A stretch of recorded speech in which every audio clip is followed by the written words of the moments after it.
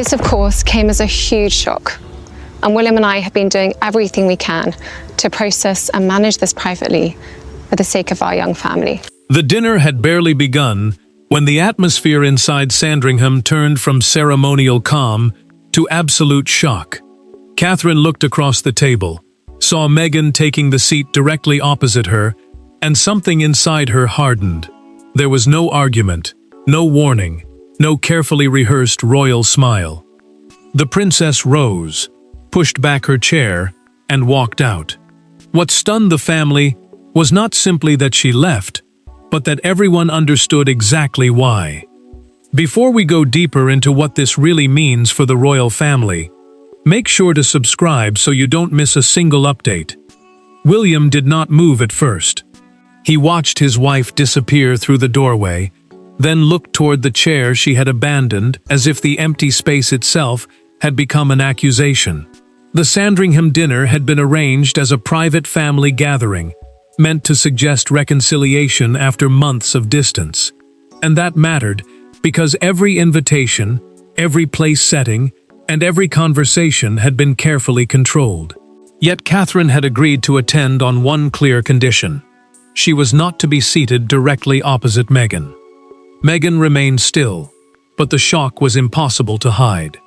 Harry leaned toward her and quietly asked whether she had known where she would be placed. She shook her head.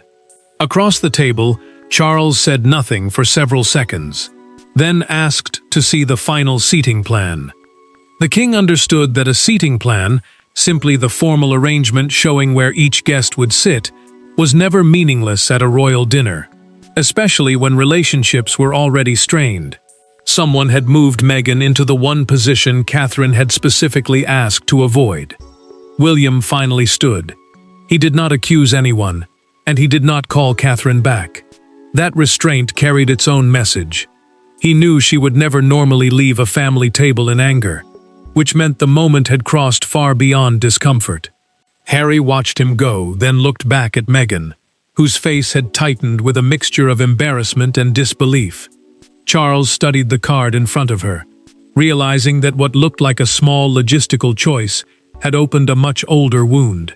Catherine was already behind a closed door when William reached her. She was angry, but beneath the anger was something heavier.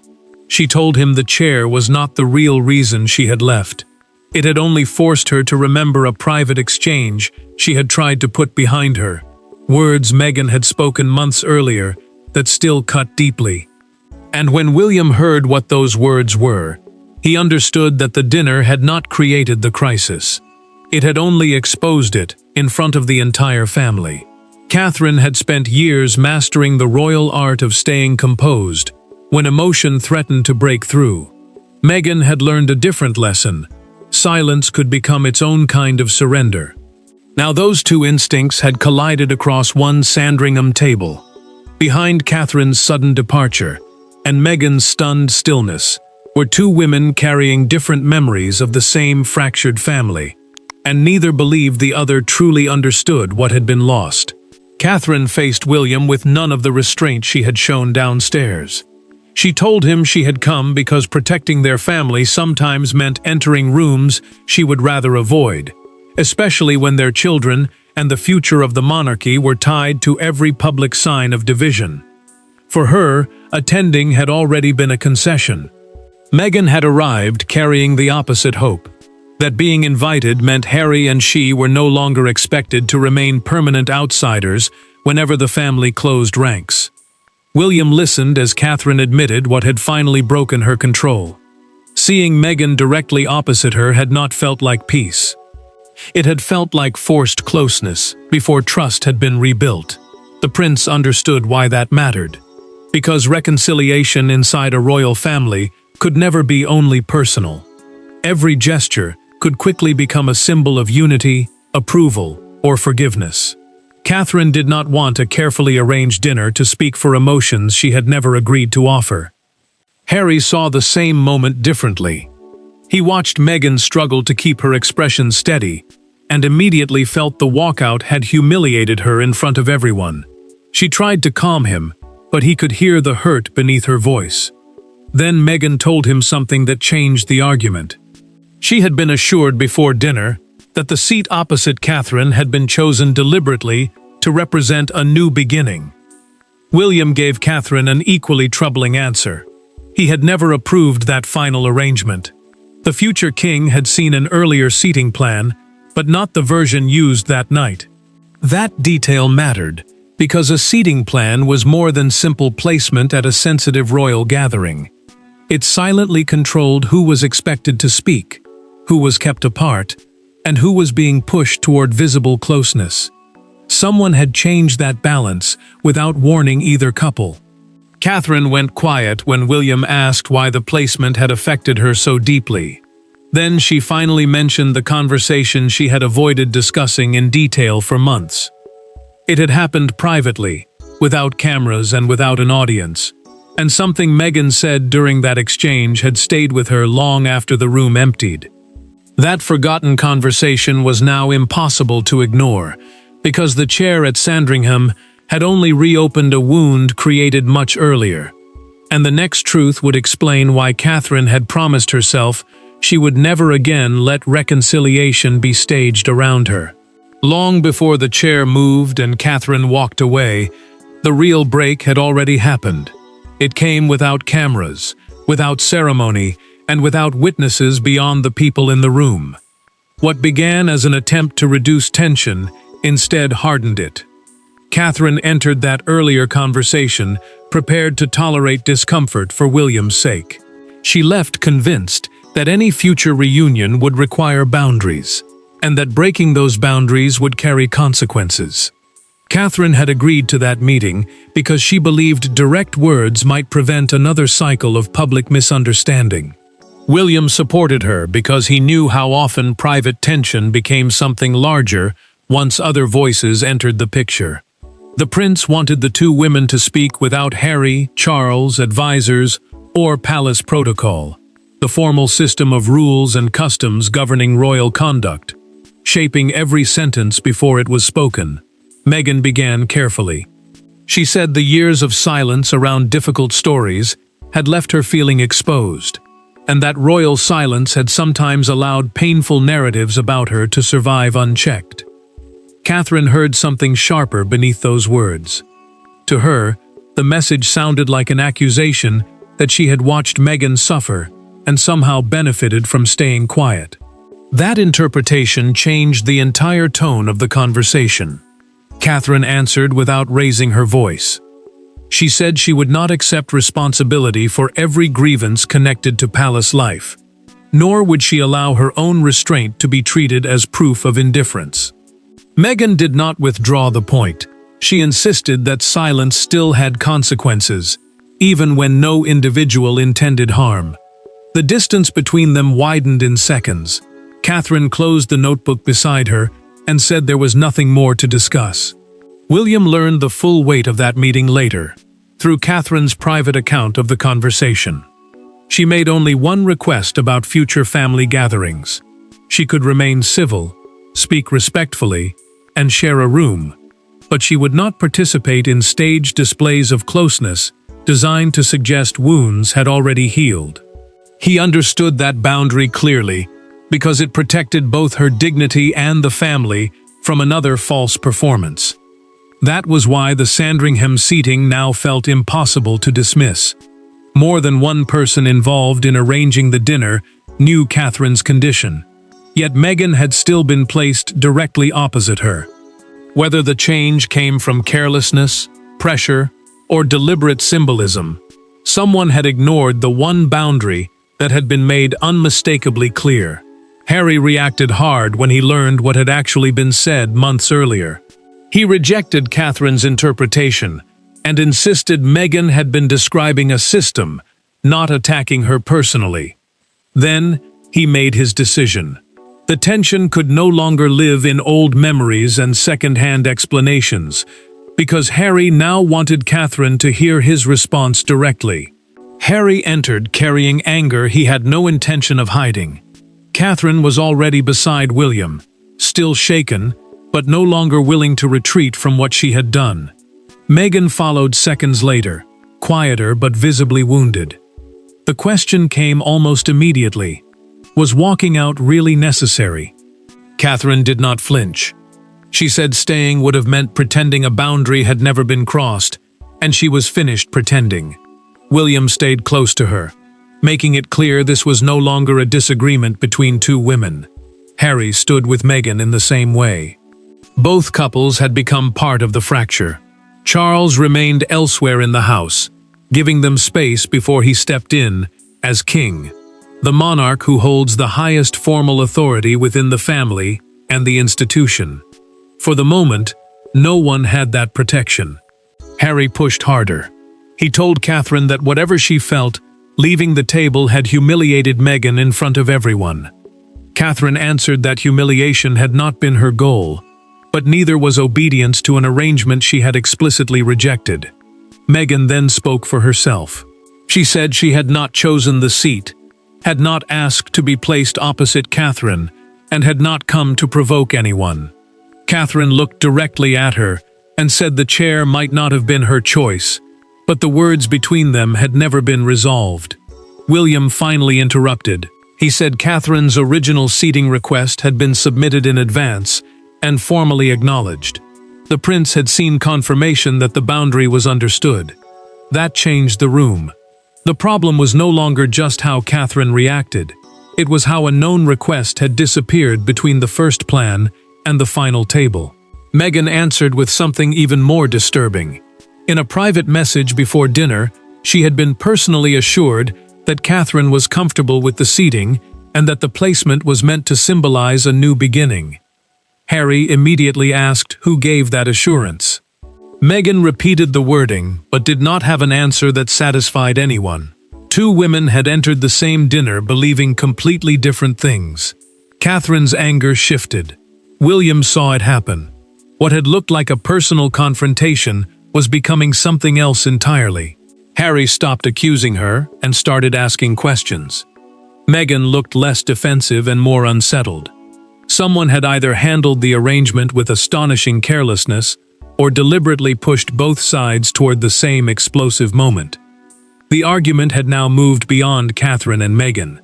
And once the question became who controlled that final seating plan, every eye turned toward the one person whose authority could have stopped the disaster before anyone entered the dining room. Charles had spent the evening trying to preserve the fragile appearance of family unity. Now that effort was collapsing inside his own house. When the conflicting accounts reached him, the king did not raise his voice. He asked for the seating plan. Then he asked for the earlier version.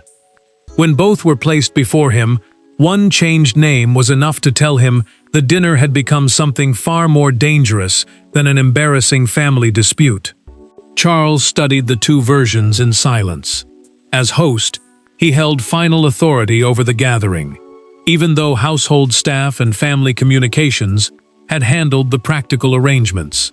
That mattered, because this dinner had never been intended as a formal summit, a structured meeting where major family or institutional decisions are negotiated. His goal had been much simpler and much more delicate. Put everyone in one room, reduce visible hostility, and allow contact without forcing anyone into a public declaration of peace. The king felt the weight of failure immediately. Catherine had been pushed beyond a limit he believed had been protected, and that alone frustrated him deeply. Yet Meghan's position troubled him just as much. If she had been told that Catherine accepted the arrangement, then she had walked into the most sensitive seat at the table without knowing she was entering a conflict already loaded with old resentment. Charles understood that both women could now feel manipulated by the same evening. Charles compared the plans again. In the earlier version, Meghan and Catherine had been separated by several places. In the final version, prepared only hours before dinner, Meghan had been moved directly opposite her. The change was clear. What remained unclear was why. The monarch refused to accuse anyone without proof, but he immediately ordered that the dinner stop being treated as a symbolic reconciliation exercise. The decision was firm. No more staged closeness. No more assumptions that one side had agreed because someone else said they had. No more arrangements designed to create an image of unity without direct consent from the people involved. Charles had wanted reconciliation, but he now saw the danger of trying to produce it through choreography rather than trust. William received that decision with quiet relief, but it came too late. Catherine had already told him she did not want to remain at Sandringham. She was no longer asking for another explanation that night. She wanted distance. Charles understood exactly what that meant. The seating mystery might explain how the crisis began, but it could not erase what had happened. And Catherine's next choice was about to turn one shattered dinner into a family rupture no carefully arranged table could hide. The anger faded first. What replaced it was colder and more decisive. Catherine no longer wanted another explanation that evening. She wanted distance. She told William she intended to leave, and the calmness in her voice unsettled him more than any raised argument could have. The walkout from dinner had been instinctive. Leaving Sandringham would be deliberate. Catherine began gathering her things while William watched in silence. She believed staying would force every conversation into another performance, with each smile and polite exchange suggesting that the confrontation had already been resolved. For her, that mattered, because the night had proved how dangerous appearances could become when they were used to cover unresolved pain. William understood the other risk too. Asking her to remain might make it seem that family optics mattered more than the boundary she had spent months trying to protect. Catherine finally admitted that she regretted the spectacle of leaving the table. She knew the moment would be remembered. But she did not regret refusing to stay seated. William heard the distinction clearly. The prince knew she was not trying to punish anyone. She was refusing to act as though peace had been restored simply because everyone had been placed in the same room. Meghan learned what was happening soon afterward. She sat alone for several minutes, shaken by the knowledge that a dinner meant to reduce tension had instead pushed Catherine toward leaving the estate entirely. Harry found her there and immediately assumed William would stay behind to deal with the fallout. That assumption disappeared when the prince told him quietly that he was leaving with his wife. Harry felt the meaning of that decision at once. The disagreement was no longer only about old words, one chair, or a failed attempt at reconciliation. It had become a question of loyalty inside both marriages. Meghan understood the same thing. If William left with Catherine, then whatever happened next would have to respect the fact that neither couple could be separated from the emotional cost carried by the other. Catherine made one final choice before departing. In a brief private message to Charles, she said she was willing to speak again, but only directly, privately, and without symbolic gestures arranged on her behalf. The king read the message twice. He understood that she had not closed the door completely. She had simply changed the terms. Meghan understood those terms too. If another conversation was going to happen, it could not be filtered through Harry, William, Charles' advisors, or carefully planned family choreography. And by morning, that was exactly what became possible. A conversation between the two women alone, stripped of every protective layer that had failed them before. The turning point came without another dinner, another argument, or another carefully managed family gesture. Catherine agreed to speak to Meghan before leaving completely. This time there were no husbands beside them, and no one waiting to translate what either woman meant. The silence lasted longer than either expected.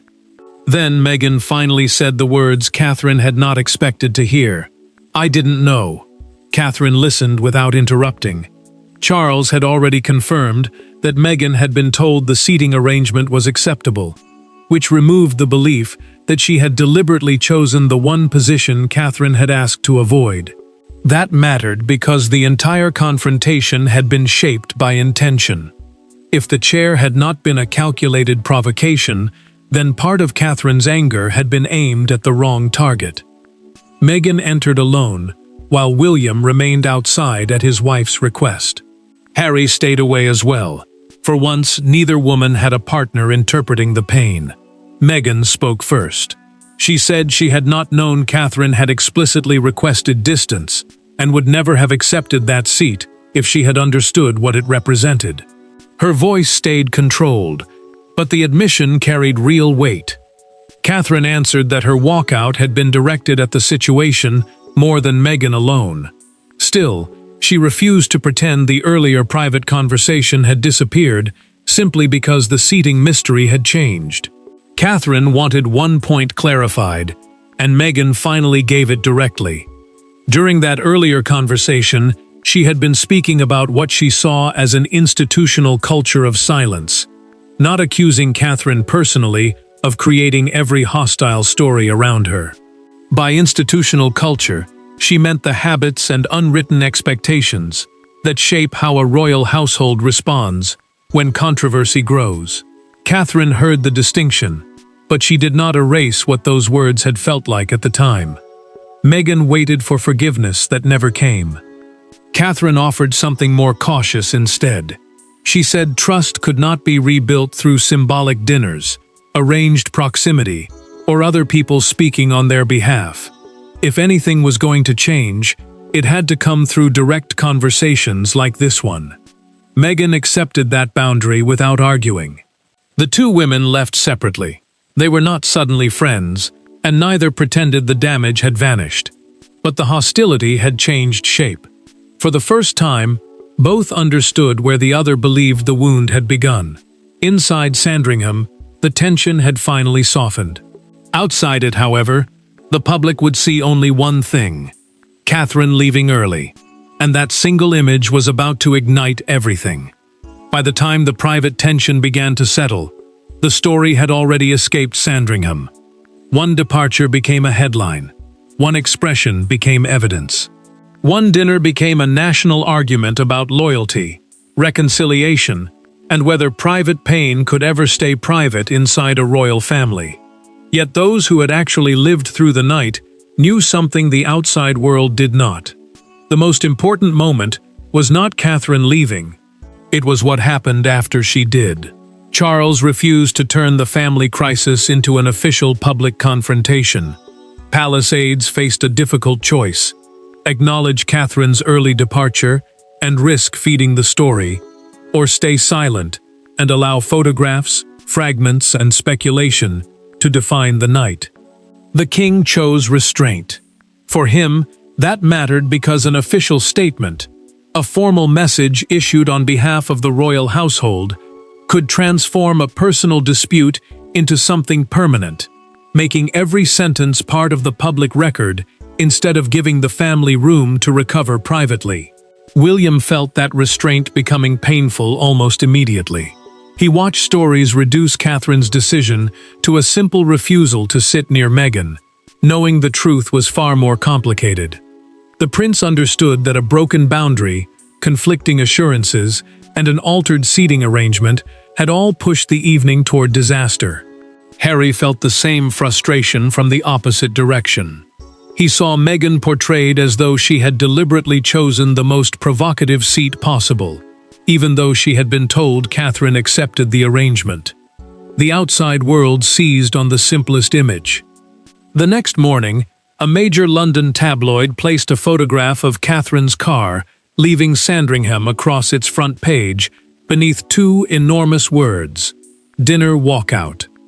Television presenters repeated the phrase throughout the morning, replaying the departure as though that one moment explained everything. William saw the coverage and felt anger rise again. Harry watched the same reports and realized Meghan had become part of a story built around intentions she never had. Catherine and Meghan knew something the headlines did not. They had already spoken privately. The conversation had not repaired everything, but it had changed the meaning of the night. What looked from outside like a fresh rupture had quietly become the first honest exchange either woman had trusted in months. Charles understood that contrast clearly. He could allow the family to retreat into competing versions of what happened, or he could change the rules that had helped create the disaster. The loudest headline would not decide what Sandringham ultimately meant. That verdict would come from what the family chose to change once the doors closed again. In the end, the most important thing about Sandringham was not that Catherine walked out, it was why she felt she had to. The evening exposed the danger of confusing proximity with reconciliation, ceremony with trust, and a carefully arranged table with a healed family. Catherine, Meghan, William, Harry, and Charles had all entered the night carrying different expectations. They left understanding one painful truth: peace cannot be staged into existence. Charles made the final decision quietly. Future family gatherings would not be designed around symbolic demonstrations of unity, and sensitive encounters would require direct agreement rather than assumptions. The king understood that symbolism could become dangerous when it moved faster than trust. William supported the change immediately because it protected Catherine from being pushed into artificial closeness, while also preventing Meghan from being placed unknowingly inside another person's unresolved grievance. Catherine accepted that her walkout had caused shock.